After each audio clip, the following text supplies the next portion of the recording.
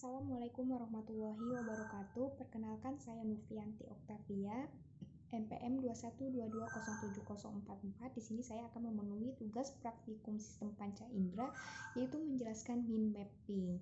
Yang pertama saya akan menjelaskan apa sih itu sistem panca indera. Sistem panca indera adalah organ akhir khusus untuk menerima rangsangan tertentu. Dan sistem panca indera terbagi menjadi 5. Ada penglihatan, ada pendengaran, penciuman, perasa, dan peraba. Rangsangan tertentu itu bisa berupa sentuhan, pengecapan, penglihatan, penciuman, dan suara. Yang pertama saya akan menjelaskan klasifikasi organ indera. Organ indera itu terbagi menjadi 2, ada organ indera umum dan ada organ indera khusus.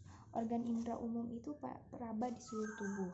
Kalau organ indera khusus adalah papil lidah atau organ pengecap. Yang pertama saya akan menjelaskan indera penglihatan, itu mata. Yang pertama dia ada organ okuli, aksesoria, itu alat bantu mata. Yang pertama ada cavum orbita, yang kedua supercilia, yaitu alis mata, yang ketiga palpebra, kelopak mata, yang keempat apparatus lacrimalis, yang kelima ada conjunctiva. Dan yang kedua ada okulus mata. Okulus mata terbagi menjadi 2, ada tunica oculi dan ada tunica vasculosa oculi. Tunica oculi yang pertama ada kornea, yang kedua sklera, dan dari tunica vasculosa oculi yang pertama ada koroid, yang kedua ada corpus ciliaris, yang ketiga ada iris. Di sini saya akan menjelaskan bagian pada mata. Bagian pada mata di sini ada superior rectus muscle, yang kedua sklera, yang ketiga iris, yang keempat lens, yang kelima kornea, yang keenam anterior chamber, yang ketujuh posterior chamber, yang kedelapan conjunctiva, yang kesembilan inferior rectus muscle, yang kesepuluh vitreous chamber, yang ke-11 retina, yang ke-12 fovea centralis, yang ke-13 optic nerve. Di sini juga ada terminologi penglihatan. Yang pertama ada emmetropia, yaitu dia normal vision. Yang kedua ada hiperopia, yaitu rabun dekat. Yang ketiga ada miopia, yaitu rabun jauh. Yang keempat ada presbiopia, yaitu mata tua atau poor close up vision with aging. Yang selanjutnya ada astigmatism, yaitu abnormal shape of the surface of the lens and cornea. Ada katarak, yaitu abnormal crystallization of the lens, common in diabetes, injury, and. Dan yang selanjutnya ada amblyopia, yaitu poor vision in a normal age.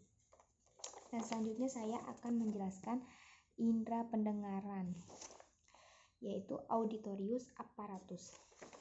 Bagian luar yaitu yang disebut juga auris externa, yang bagian-bagiannya itu ada auricula, yaitu daun telinga. Yang kedua ada meatus acousticus, yaitu externa. Yang ketiga ada membrana timpani. Dan yang bagian tengahnya auris media, yang pertama ada cavum timpani, yang kedua ada antrum timpani, yang ketiga ada tuba eustachius. Dan pada bagian dalam telinga yang bisa disebut juga dengan auris interna, yang pertama ada vestibulum, yang kedua cochlea, yang ketiga canalis semicircularis. Dan selanjutnya saya akan menjelaskan proses pendengaran itu gimana sih. Yang pertama ada getaran suara, itu gelombang suara. Yang kedua ada telinga luar, terus 3 membrana timpani bergetar, terus 4 incus stapedius itu bergetar, dan yang kelima dari fenestra vestibulum ke cairan perlimfe dan endolimfe, dan selanjutnya organ-organ selanjutnya. Yang ketiga ada indera pengecap cita rasa, itu lidah, dia mengecap rasa manis, asam, pahit, asin, bitter, umami. Dan yang keempat ada indera penciuman, yaitu hidung kita sendiri, itu untuk mengenali bau, itu bau busuk, bau wangi. Dan yang kelima ada indera peraba, indera kulit, dia integumen, yang akan menghasilkan ekskresi berupa keringat. Oke, itu mungkin sekian dari saya, kurang lebihnya mohon maaf. Wabillahi taufik wal hidayah. Wassalamualaikum warahmatullahi wabarakatuh.